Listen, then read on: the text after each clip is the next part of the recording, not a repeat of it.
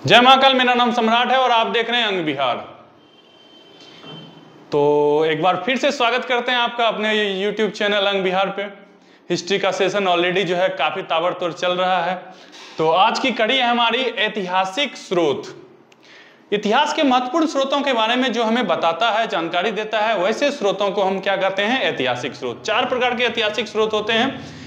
सबसे पहला क्या होता है कि जो विदेशी हमारे देश आए थे, उन्होंने जो विवरण लिखा है उसे हम लोग ऐतिहासिक स्रोत मानते हैं। ठीक है, सबसे पहला क्या हो गया? विदेशियों के द्वारा लिखे गए विवरण को ऐतिहासिक स्रोत में रखा गया है। दूसरा है कि जो धार्मिक ग्रंथ हैं हमारे, जैसे महाभारत, रामायण और सभी बहुत सारे धार्मिक ग्रंथ है, वेद, पुराण, ये सभी जो है एक ऐतिहासिक स्रोत है। हमारे बहुत पुराने समय को जो है कौन बताता है? तो धार्मिक ग्रंथ बताता है। तो 2 चीज आपको याद रखना है, विदेशियों के द्वारा जो विवरण दिया गया है वो ऐतिहासिक स्रोत है, और धार्मिक ग्रंथ जो है वो क्या है? ऐतिहासिक स्रोत है। उसके बाद शिलालेख जो है, जो लेख सब हैं उस पे जो अंकित चीजें हैं वो क्या है? ऐतिहासिक स्रोत में आ जाती है। ये 3 चीज हो गया। और उसके बाद चौथा चीज, कार्बन रेडियो एक्टिव डेटिंग के द्वारा जो है ना, बहुत भू के नीचे यानी जमीन के नीचे जो चीज है उसको जो है उत्खनन किया जाता है। उसके बाद जो है वैज्ञानिक पद्धति के द्वारा जिसे पाया जाता है, तो वो स्रोत भी जो है बहुत ही मान्यता है उस स्रोतों का। ऐसे स्रोतों को कहते क्या है? पुरातात्विक स्रोत। तो 4 स्रोत हो गया ऐतिहासिक स्रोत में। पुरातात्विक स्रोत, विदेशियों का विवरण, धार्मिक ग्रंथ, और उसके बाद एक चौथा सोर्स क्या है? कार्बन रेडियो डेटिंग एक्ट के तहत जिसके थ्रू हम लोग जानते हैं। तो इस प्रकार के बहुत सारे ऐतिहासिक स्रोत हैं। ऐतिहासिक स्रोत से हमें इतिहास की महत्वपूर्ण जानकारी मिलती है। चलते हैं अब अपने क्वेश्चन पे। देखिए, पहला अपना प्यारा सा क्वेश्चन है, बीते हुए युगों की घटना से संबंधित, बीते हुए युगों की घटना के संबंध में जानकारी देने वाले स्रोतों को क्या कहते हैं? देखिए, डिफाइन है। ठीक है, जो हमें जो समय बीत गया, ठीक है, यानी कि इतिहास, अतीत के अध्ययन को इतिहास कहते हैं। तो जो अतीत हो गया, जो बीत गया, ठीक है, उसकी जानकारी देने वाले स्रोत को हम किस नाम से जानते हैं? तो जो समय बीत गया उसकी जानकारी देने वाले स्रोत को ही तो हम ऐतिहासिक स्रोत कहते हैं। ऐतिहासिक स्रोत किसे कहते हैं? इतिहास के बारे में जो स्रोत हमें जानकारी देती है उस स्रोत को क्या कहते हैं? ऐतिहासिक स्रोत कहते हैं। अगला क्वेश्चन है कि निम्नलिखित में कौन सा कथन सही है? साहित्यिक स्रोत की तुलना में पुरातात्विक स्रोत अधिक प्रमाणिक होते हैं। पुरातात्विक स्रोत की तुलना में साहित्यिक स्रोत अधिक प्रमाणित होते हैं। साहित्यिक स्रोत, पुरातात्विक स्रोत दोनों एक समान प्रमाणिक होते हैं। साहित्यिक स्रोत की तुलना पुरातात्विक स्रोत से नहीं की जा सकती है। देखिए, 2 यहाँ पे शब्द है। एक है साहित्यिक स्रोत। साहित्यिक स्रोत क्या हुआ? साहित्य में लिखे गए चीजों के बारे में, ठीक है, जो पुस्तक में या धार्मिक ग्रंथों में है उससे जो हमें मिलती है, वेद, पुराण, महाकाव्यों से, उसे हम लोग साहित्यिक स्रोत कहते हैं। पुरातात्विक स्रोत क्या है कि नए भूगर्भिक चीजों को जो है उत्खनन के द्वारा निकाल के फिर उसको जो है वैज्ञानिक पद्धति के द्वारा जांच करने के बाद जो हमें स्रोत प्राप्त होती है उसे क्या कहते हैं हम लोग? पुरातात्विक स्रोत। तो देखिए, पुरातात्विक स्रोत जो है वो एग्जैक्ट टाइम बताता है।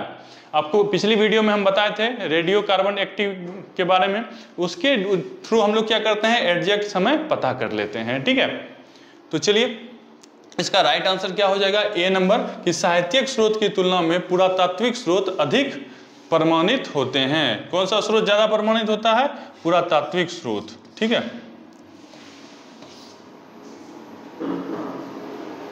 अगला क्वेश्चन है, वेद में प्राचीन वैदिक युग की संस्कृति के बारे में सूचना दी गई है। देखिए, वेद में जो है सबसे प्राचीन कौन है? ऋग्वेद। तो प्राचीन चीजों के बारे में जानकारी भी कौन देगा? ऋग्वेद। ठीक है, तो इसका ऑप्शन ए जो है वो सही हो जाएगा।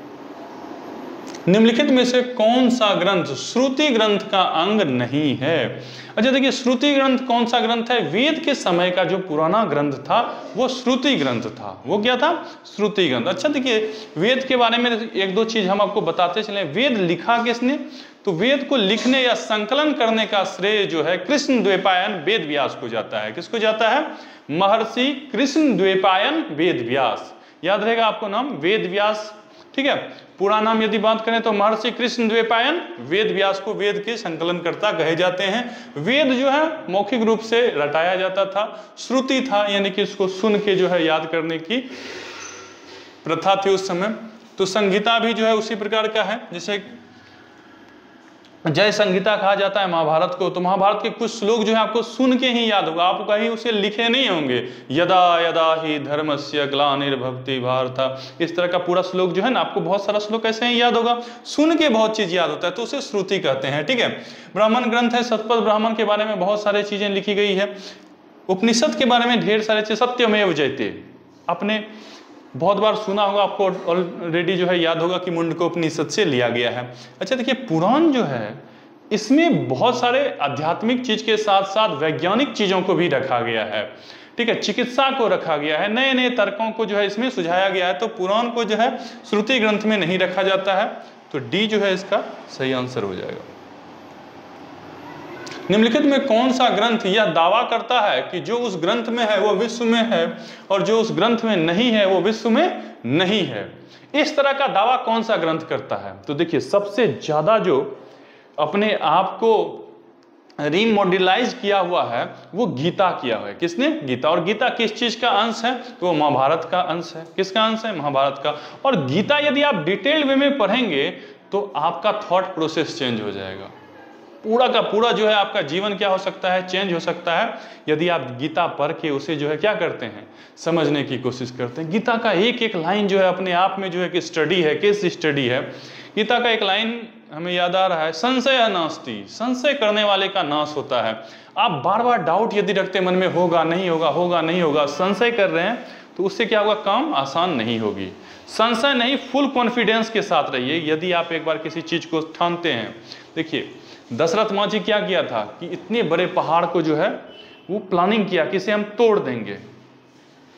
वर्षों वर्ष लग गए, 15-14 समय बीतता चला गया। ठीक है, और वो अभी तक सक्सेस नहीं था। उतने लंबे समय से इतना अच्छा काम करने के बाद, डेली वर्क करने के बाद भी वो सक्सेस नहीं था। यदि उसके मन में संशय होता कि हम नहीं कर पाएंगे तो फाइनल रिजल्ट पे नहीं पहुंचता। माइंड में डेडिकेशन होना चाहिए। जिसका माइंड डेडिकेटेड है कि हमको क्या करना है, कहाँ जाना है, वो अस्थिर से अपने सतत प्रयास के द्वारा क्या कर सकता है? मंजिल प्राप्त कर सकता है। तो अब देखिए कि सबसे ज्यादा जो है अपने आप को अलग भी कौन कहता है? तो महाभारत कहता है। महाभारत का ही जो है प्रासंगिक है गीता। गीता जो है अपने आप में विश्व की बहुत बड़ी धरोहर है। तो इसका राइट आंसर जो है महाभारत हो जाएगा। अगला क्वेश्चन है कि त्रिपिटक धर्म ग्रंथ है। देखिए त्रिपिटक क्या है? ठीक है, एक डिटेल वीडियो जो है ऑलरेडी हम बनाएंगे बौद्ध धर्म के ऊपर। ठीक है, बहुत जल्दी जो है हम बौद्ध धर्म के ऊपर एकदम पूरा का पूरा डिटेल वीडियो लेके आएंगे। और जितना भी प्रीवियस ईयर का क्वेश्चन बौद्ध धर्म से बना है, जुड़ा हुआ है, सब क्वेश्चन भी कोशिश करेंगे उसमें एक सीरीज में डिस्कस करने का। तो गौतम बुद्ध को जो है लाइट ऑफ एशिया कहते हैं। 563 ईसा पूर्व में जो है इनका जन्म हुआ था। जन्म कहाँ हुआ था? एक वन में जन्म हुआ था। ठीक है, जन्म कहाँ हुआ था? वन में जन्म हुआ था। ठीक है,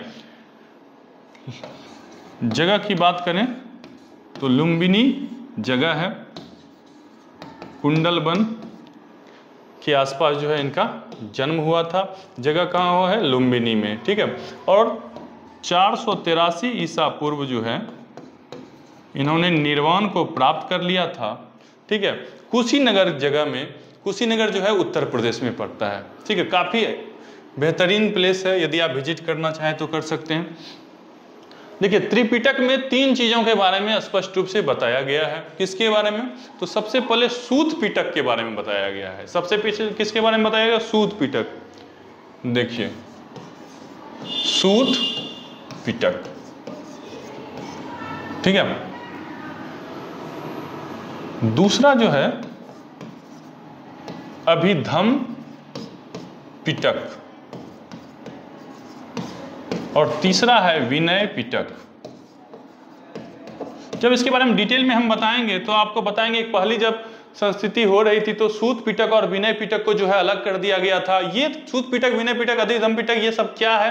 तो ये गौतम बुद्ध के द्वारा दिए गए उपदेश हैं। ठीक है, गौतम बुद्ध ने सबसे पहले अपना उपदेश कहाँ दिया था? तो गौतम बुद्ध ने जो है अपना सबसे पहला उपदेश सारनाथ में दिया था। कहाँ दिया था? सारनाथ में, उत्तर प्रदेश में दिया था। जगह का भी एग्जैक्ट नाम आपको बताएंगे, पूरा डिटेल से जो है गौतम बुद्ध के बारे में एक वीडियो हम लेके आएंगे। ठीक है, अच्छा एक चीज और याद रखिए कि सबसे पहला उपदेश तो सारनाथ में दिया था, लेकिन सबसे ज्यादा उपदेश कहाँ दिया था? तो श्रावस्ती नाम के एक जगह में दिया था। कहाँ दिया था? श्रावस्ती। ठीक है, सबसे ज्यादा उपदेश श्रावस्ती में दिया था। तो ये सूत पिटक, अभिधम पिटक और विनय पिटक, ये तीनों जो हैं त्रिरत्न कहे जाते हैं। किस धर्म से? बौद्ध धर्म से, गौतम बुद्ध से जुड़ा हुआ है। सूत पिटक के ही 10वें खंड में, कितने खंड में? 10वें खंड में एक क्लिप आती है, ठीक है, एक स्ट्रक्चर आती है, उसमें जो है पूरा का पूरा गौतम बुद्ध कितने बार पैदा हुए, कितना उनका पुनर्जन्म हुआ, इसके बारे में डिटेल में बताया गया है, जिसे कि अलग से वहां से छांट के जातक नाम से पब्लिश किया गया था बाद में। ठीक है, तो एक चीज आपको याद रखना कि सूत पिटक का ही 10वां खंड कौन सा है? जातक नाम से है। जातक में किसके बारे में डिटेलिंग किया गया? गौतम बुद्ध के पूर्व जन्म के बारे में। ठीक है, तो ये त्रिपिटक किससे संबंधित हो गया? बौद्ध धर्म से संबंधित हो गया। अरे देखिए आ भी गया तुरंत क्वेश्चन। ठीक है, जातक किसका ग्रंथ है? अभी आपको बताया जब तीनों पिटक बता रहे थे तो सूत पिटक, विनय पिटक और अभिधम पिटक, उसमें से सूत पिटक का ही 10वां खंड क्या है? जातक है। जातक में किसके बारे में बताया गया है? ठीक है, तो लॉर्ड बुद्धा के पूर्व जन्म की कहानियों के बारे में जो है डिटेलिंग किया गया है। तो जातक किससे संबंधित हो गया? बुद्ध से। ठीक है, ऑप्शन से is right answer. Milind Pinho, Milind के प्रश्न और किस बौद्ध भिक्षु के मध्य संवाद के रूप में हुआ था? देखिए मिलिंद जो है ना, मिलांडर को कहा जाता है। ठीक है, और मिलिंद के साथ जो है संवाद किसने किया था? तो नागसेन नाम के एक बौद्ध भिक्षु थे जिन्होंने मिलिंद के साथ संवाद किया था, और इसके दोनों के बीच में जो कन्वर्सेशन हुई थी, इसे जो है एक पुस्तक में नोट किया गया कि भविष्य में जो है लोग उसके बारे में डिटेल से समझ सकें, जान सकें। निम्नलिखित में से किसकी तुलना मैकियावेली के प्रिंस से की जाती है? देखिए कौटिल्य की जो पुस्तक है अर्थशास्त्र, वो विश्व में इतना ज्यादा पॉपुलर हो गया था कि जितना कि मैकियावेली का जो किताब है ना प्रिंस, उतना पॉपुलर हो गया था। तो कौटिल्य का जो है अर्थशास्त्र, इसकी तुलना किससे की जाती है? मैकियावेली के प्रिंस। प्रिंस क्या है? प्रिंस एक पुस्तक है। प्रिंस क्या है भैया? प्रिंस एक पुस्तक है, वर्ल्ड फेमस पुस्तक है। तो भारत का वर्ल्ड फेमस पुस्तक स्टार्टिंग में कौन सा था? अर्थशास्त्र। अर्थशास्त्र सिर्फ नाम का अर्थशास्त्र है, इसमें जो है डिटेल किया गया है मौर्य के काल को। ठीक है, लेकिन ये है किसके बारे में? तो ये राजनीतिक शास्त्र के बारे में है। तो ये चीज आपको ध्यान में रखना है। कौटिल्य के अर्थशास्त्र में किस पहलुओं पर प्रकाश डाला गया है? अभी तुरंत आपको हम बताएं, कौटिल्य के अर्थशास्त्र जो है नाम है अर्थशास्त्र, लेकिन ये किसके बारे में डिटेलिंग करता है? राजनीतिक नीतियों के बारे में। ठीक है, इथिक्स ऑफ पॉलिटिकल इश्यूज के बारे में जो है ये हमको बताती है।